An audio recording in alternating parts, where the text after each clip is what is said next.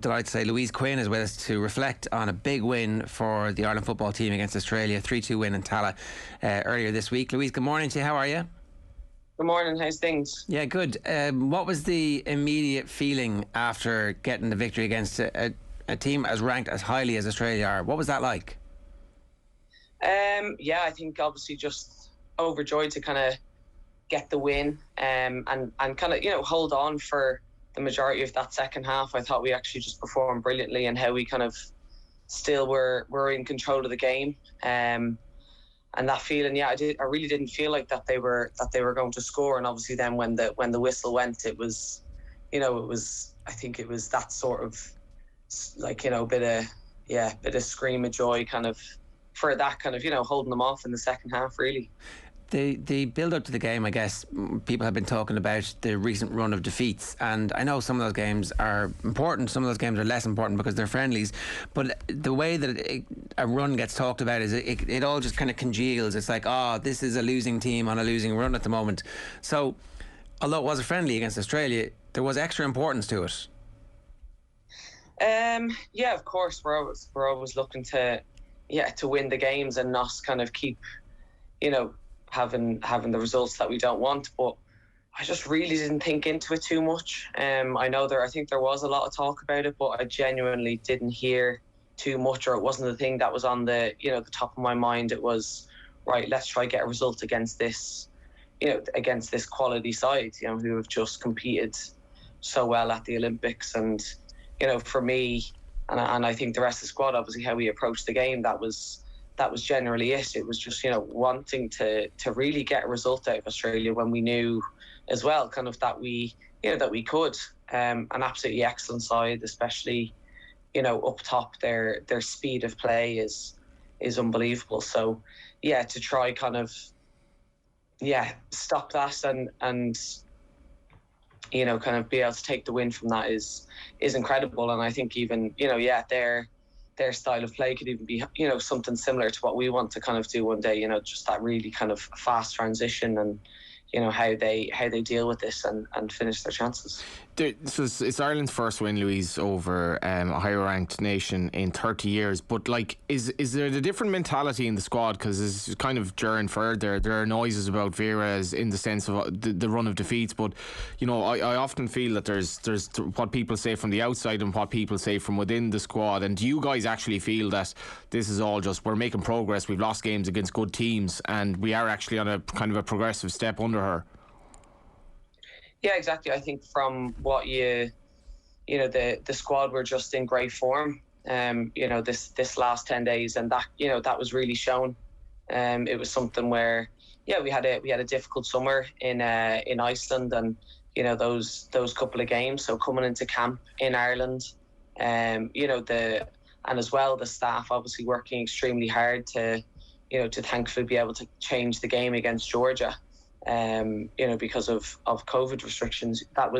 It just shows kind of everywhere that, that every squad member in here, from staff to player, kind of fights for each other. So it just started the week off, really well. And then obviously just concentrating on Australia was our target. And just everything just came together, really, really nicely. And I think that kind of, it really kind of set the mood for the camp. We know that confidence in sport it's fragile, but when it's there, it kind of infuses into a team really quickly, and they start taking risks and they start trying things, and partnerships build. Is this one result enough to get that into the team? Because obviously the campaign starts with an absolute bang against the best two teams next month. You're a month away from playing the two best teams in the group, and if those results go the way the one against Australia did, then geez, the world's your oyster. You can do anything at this stage. Yeah, hopefully, of course, we're going to take confidence from it. We enjoyed the victory, and we have to do that. But then it is about analysing it, seeing what we can actually again do better on it, and then I suppose then kind of technically comparing it a little bit to how the Swedes play. But as you said, it's that confidence, and that's something that maybe at times that we lacked. But obviously now playing some of these bigger nations now for the last while, it kind of just goes to show that we can get results off them. I know obviously, again, as you said, the previous weren't, but they were close games. and sometimes, even though we underperformed, they were still relatively close, some of them. We definitely still needed those performances. So that's kind of it, that consistency of performance, and that consistency of believing in ourselves and having that confidence. And so this was one of these big moments, hopefully, that we have to build off, that we kind of have, we have no choice which way we want to take it forward here. We kind of have to be able to build off that, because we know we're capable of doing it. Or kind of sit back and just enjoy that victory for what it was. But no, it's about trying to push forward and keep going with it. Do you feel there's a real rapport building with the fans as well? I think there's talk that it might be actually sold out in Tala when you play Sweden and that. And obviously, like with all sports, you even talk as like some of the senior men's players that basically hadn't played in front of a crowd until maybe the Portugal game. Like, and a lot of you guys missed out on that as well. Like, but that rapport is probably starting to build now. Yeah, it was incredible walking back out to the noise again. It really and that was it. I've played in front of now, a couple of crowds, but that was just something. It was so recognisable as well. It's kind of weird, exactly when it is. If you're to play crowd noise, I'd know exactly what kind of the Irish crowd noise would be. So it really was something, something special. And the fact that we were able to, be able to thank them again and go over and have a few chats was just really, really special. As much for the fan, it was as special for us as it was for you the guys fans. Are great for that. Like, you actually, it's not so much like the manager comes up and you clap them off the pitch, you're great. You actually go over and kind of converse with them after the game, take photos, and like, what does that do for a kid who like has her icons there in front of her?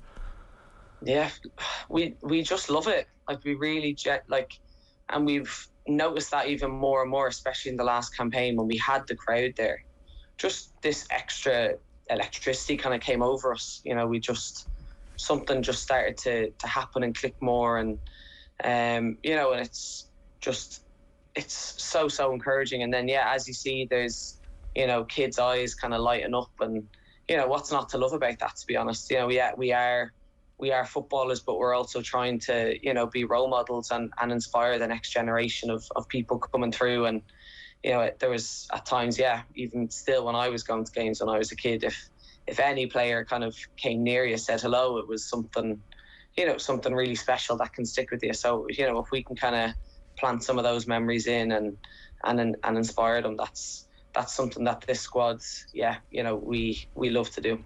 And then they're going to get to see you guys play on Saturday morning on Sky Sports, the Birmingham-Everton game, and a huge Irish contingent involved in both sides in that one. So, like, it rolls on. This is kind of, it's not like just once a year there's a big game and the stadium is full. It's kind of non-stop coverage for people who are into it now.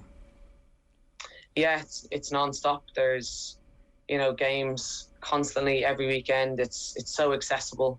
And for us, that's it. We just got to, keep rolling, keep going. And to kind of have then that Sky Sports deal is just a massive step forward for women's football, and just making it that accessible and, and showing off what it's all about. And Louise Quinn and yourself are striking up quite the partnership. Still not related. No, definitely not. No, but she's just been,